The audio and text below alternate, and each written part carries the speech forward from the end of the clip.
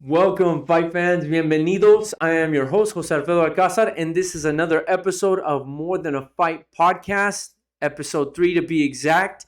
Thank you for tuning in. I am your host, and this is a co-host, Juan. And today we're going to touch on briefly some of the fights from this past weekend, and we're also going to get into the fight from this coming weekend, and then we're going to get to some breaking news that we heard yesterday. Some pretty exciting news. Hopefully all of it is legit, because in boxing sometimes it's just hearsay. Yeah. But we'll see. Anyway, Juan, what do you want to get into? Let's start with Saturday. From England, The big guys, Chisora and Pulev. yeah. So they brought it. As expected. It was hyped up over there, I'd say. Yeah. We didn't get it as they didn't advertise it over here. Chisora's still a big draw over there. But yeah, no, Chisora has his big following over in England. Yeah. Good for him, man. Good for him. Pulev, Joshua beat him, right? Yes. Okay. Joshua knocked him out. Yeah, so he came in as a favorite, even though he's a little older. People think he still has a little more in the tank. I think it's also because Pulev boxes and Chisora tends to be a little more sluggish at times, or not sluggish, but he risks a little more. Yeah, and that was a good fight as expected. And Yeah. Chisora pulled it off. He pushed the pace a little harder. Push is a good word. Push is a good word. Yeah, it is.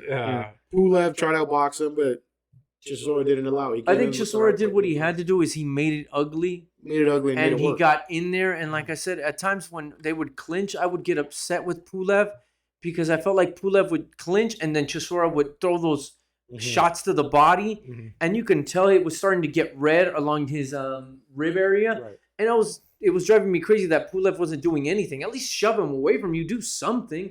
I just don't like when fighters don't trade on the inside. If the guy's getting dirty with you, then do the same thing to him. Not everyone trains that. Yeah, at least that's just me. Again, you get hit and you try to block instead of throw something. No, I know, but if he's gonna pop, you pop him back. That's the way I see it. Sure. But yeah, no. So Chisora's gonna fight Deontay Wilder next. No. Let's relax. No, there's no need for that. There's no need. He needs a comeback Chisora fight. needs to do what Carl Froch asked him to do and retire. He ain't gonna do that. He You ain't even leaving the put in cards. a hell of a career.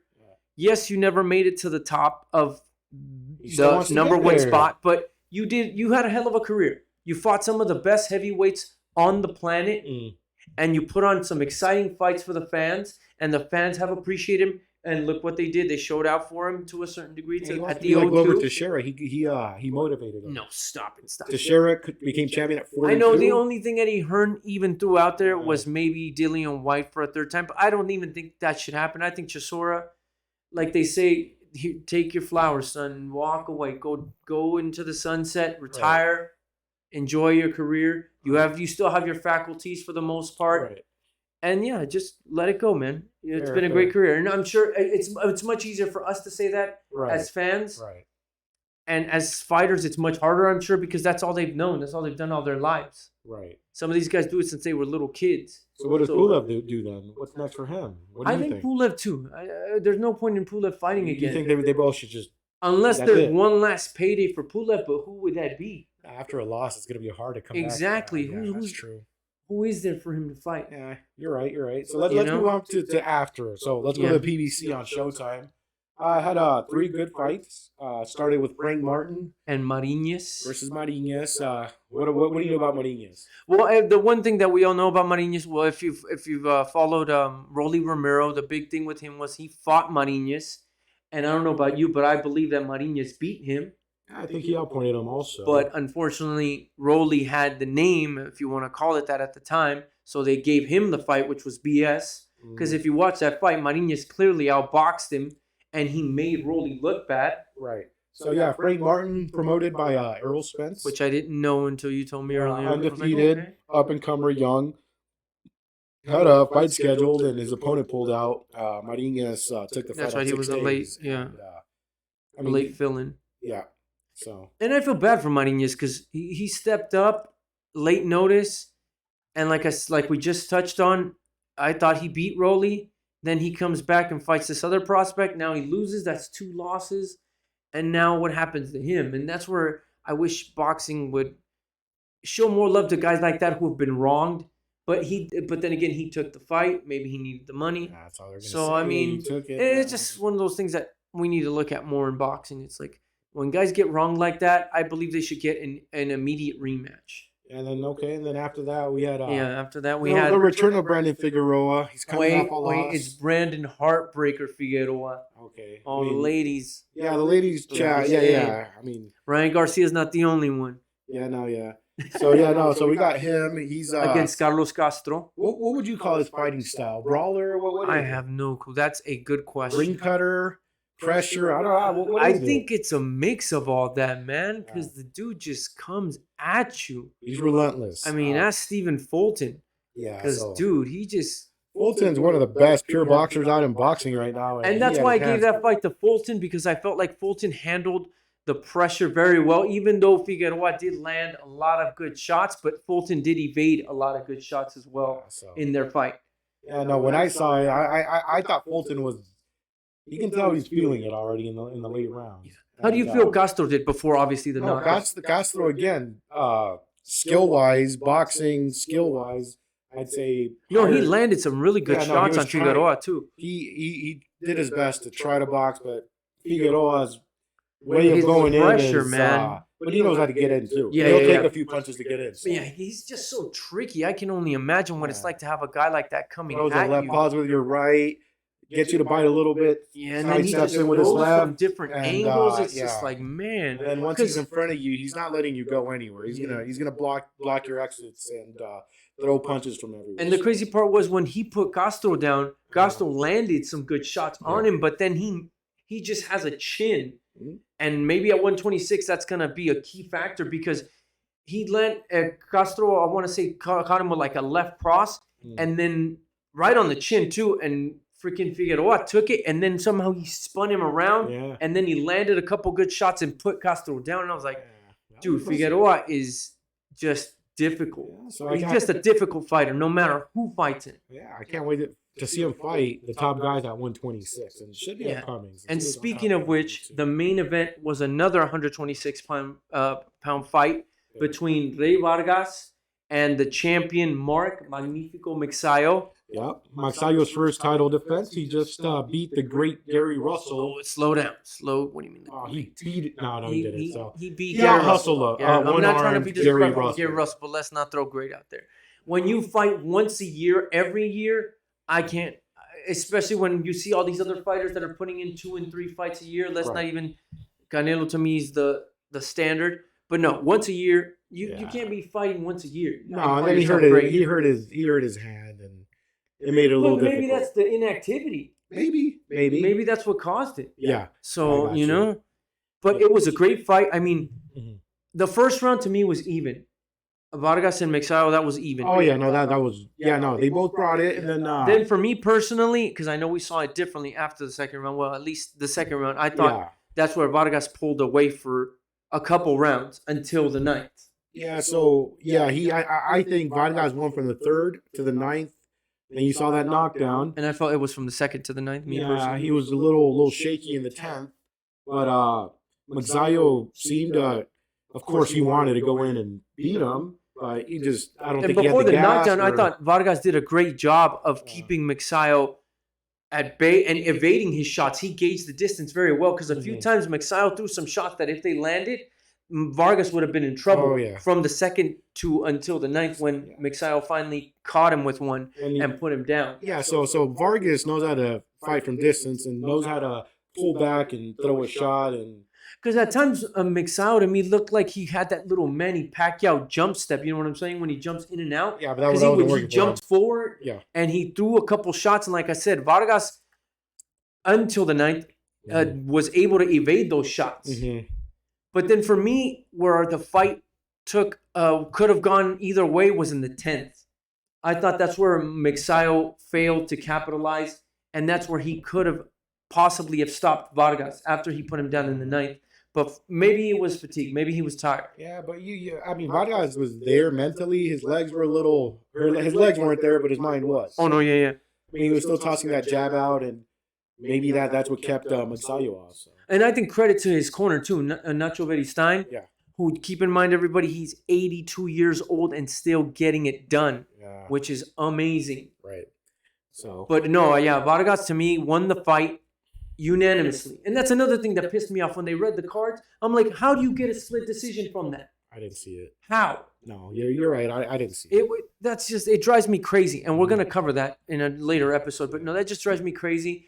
But props to Mark Magsayo. He took that like a champ on the chin, even though he lost. But hey, man, when you go from Gary Russell to Rey Vargas, which I know a lot of experts had Magsayo as the favorite. Yeah, they thought he was going to be too strong. And they thought he was going to win, yeah. But I thought Vargas had a very good shot at winning, and I wasn't surprised that he pulled it off. I wasn't. He has good schooling, and he was a previous world champion for years. So, and like we said, Betty Stein is one of the best trainers, if not the best, right now. At his even though he's 82, because he proved it again. I think this is his 26th champion. I'm not sure, but I know there's Hall of Fame, and he's already in the Hall of Fame. Yeah, so let's not forget that. I just want to make sure we put that out there because Don Nacho Beristain still getting it done, man. So let's go to this week. Your favorite boxer. Oh my goodness! If you're talking about Ryan or King Ryan as he calls himself, Garcia, I can't stand that name. But hey. To me, well, again, it's like LeBron. When he came into the NBA, he called himself King James. And everyone's like, hold on, bro. You haven't accomplished anything yet. Slow down with the king part. But sometimes that's how I feel about Ryan Garcia. Because I feel like he's just focused on social media and getting him paid. I mean, the real money. You are going to kind of focus on that. He's not going to make $40 million from social media. But the social media following is getting him paid now. No, I'm not saying social media is. I'm telling him viewers. Let's see. Let's find out when he fights in a pay-per-view. I'm curious. I want to see those numbers. Hey, those 60-year-olds are going to buy in. How many followers does he have? Like I don't know, like 5, 6, 7 million, whatever it is. Yeah, there's no way that many people are going to buy the fight. Come on, let's be realistic. Of course not and especially that generation, they're going to freaking get it on. He's the new age Oscar had all those women watching up every time. Oscar fights the best. Anyway, let's not get away from Fortuna because I feel like we're disrespecting Fortuna, and he's awesome. Yeah. I mean, he's been on top of that.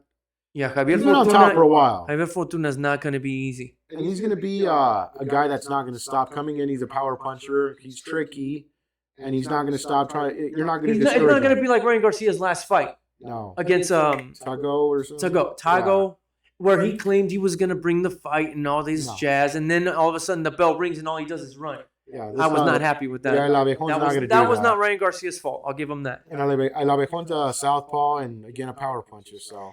And there's another thing we should look at. What? Luke Campbell was a southpaw. Yeah. Fortuna is a southpaw. And who else is a southpaw that he keeps calling out? Tank. Okay. Okay. We're gonna get Tank Garcia next if he wins, right? In December. That's wishful thinking. That's what these both. Ryan Garcia keeps running in his mouth. Yeah. Ryan Garcia keeps saying, "I won't take. Okay, you guys got to talk to Oscar and Floyd. What I mean is, Tank's got to talk to Floyd.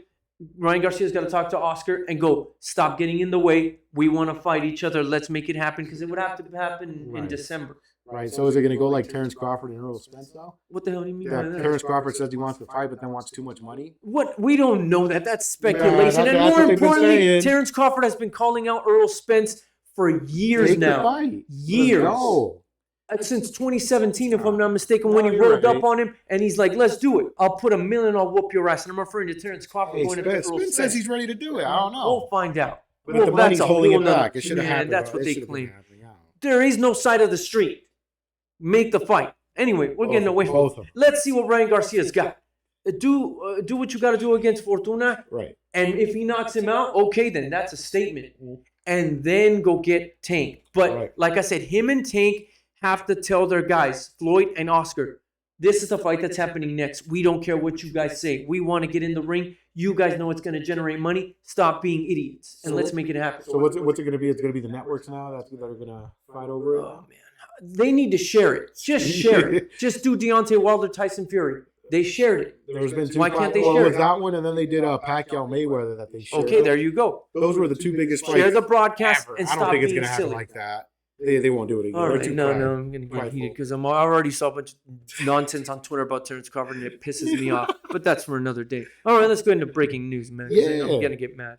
Anyway, so the WBA came out yesterday and said that they are ordering Bivol versus Zurdo, which is a fight that we've talked about, and I know we both want to see. I want to see it. Bivol coming out of beating the best pound for pound guy, Canelo, albeit much smaller than him. And Zurdo fought Bosel, which not many people knew about, but still a guy he's got in there. He's there, but yeah, he used to fight at 168. Now he's at 175. He's had 4 or 5 fights now, I want to say. He seems to be getting better every fight with Chua. And Julian Chua. Yes, you're absolutely right. I'm sure they'll come with a great game plan for. And Zurdo's a big guy. Zurdo is bigger than Bivol. That's what I was going to say. And he's a lefty, and he's tricky. In this fight, Bivol's going to be the smaller guy. Yeah. Yeah, Bivol's always claimed that he can go down to 160. He offered a fight. But I'm saying even just rehydrating. Oh, yeah. Bivol, big. I mean, Zurdo might outweigh him by what? What do you think, 15 pounds? 15 pounds on fight night, I'd probably say. Maybe more. Possible. Because when he fought Bosel, he came into the ring at 204. No, he's big. Yeah, so hopefully that one happens, and we get that in. If Bivol goes Canelo, then Zurdo, and wins, and then he goes better BF, that's an insane 3-fight run, no? It is. I mean, but I think we're more amped for Zurdo because unfortunately a lot of fight fans might not know about Zurdo, but he is a very, very good fighter.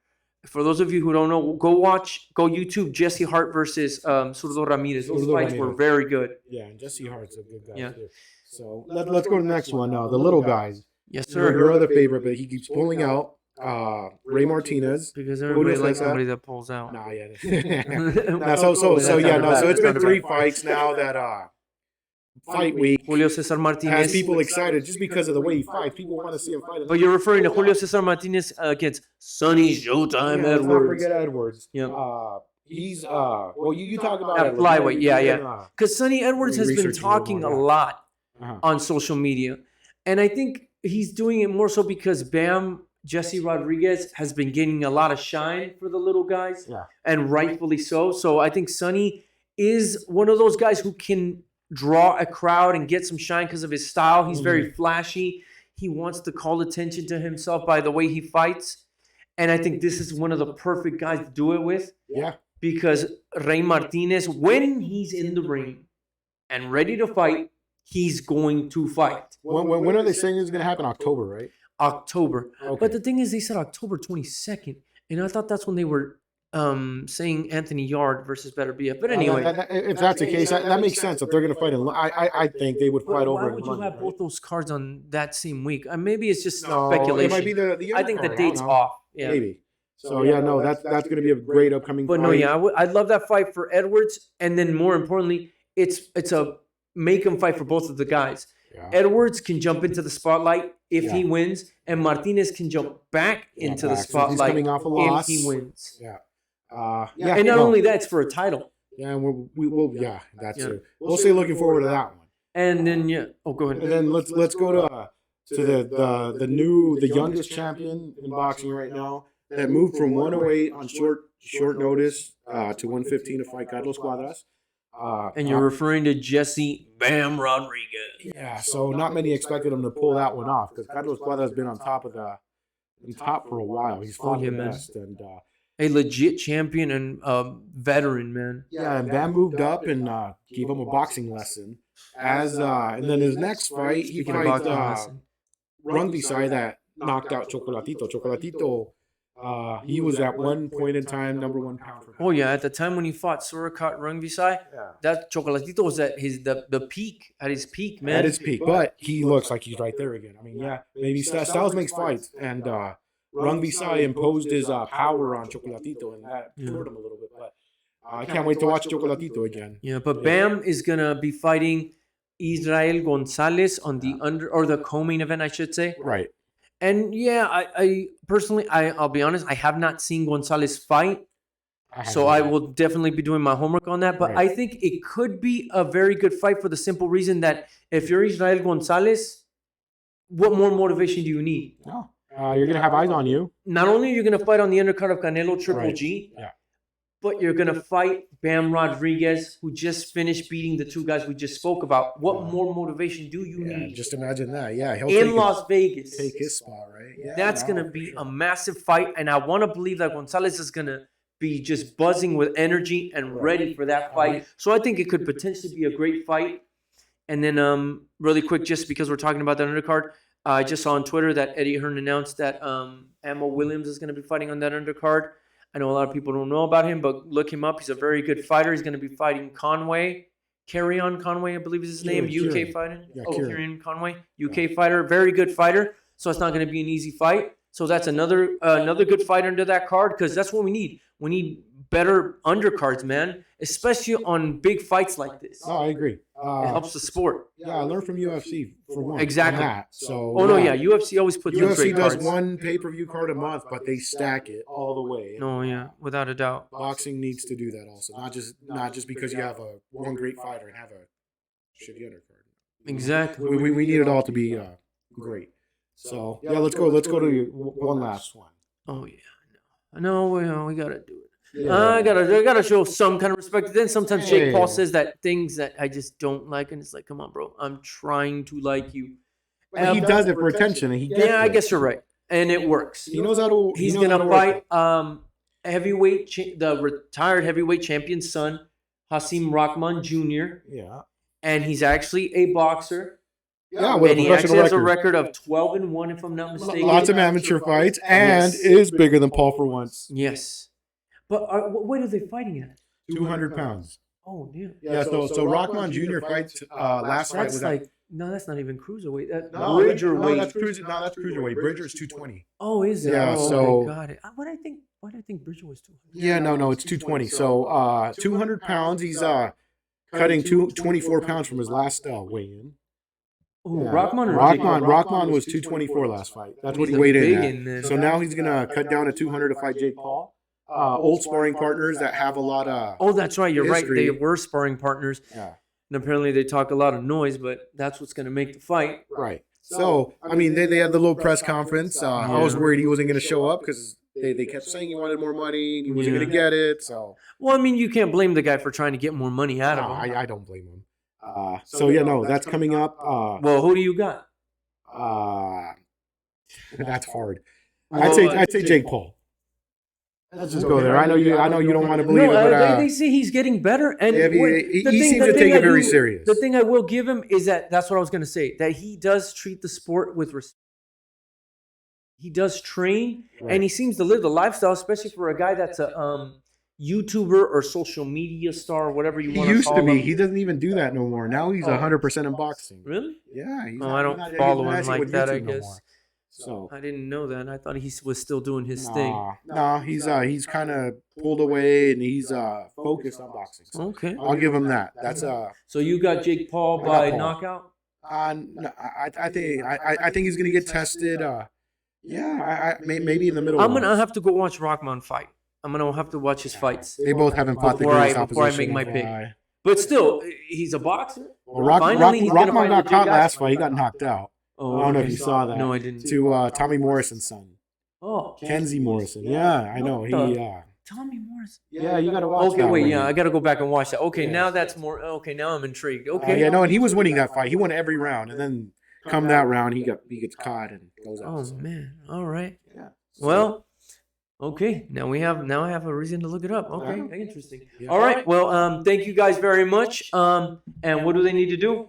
Like, comment, subscribe, and yes, sir. And really quick, shout out to our man behind the scenes, John, getting the graphics up, and we're slowly progressing. I hope you guys see that every week, a little better. Absolutely, and we're gonna keep working hard. Yeah. And like Juan said, give us a like, give us a subscription, and make sure you comment. And we'll see you guys very soon. Thank you. Thank you.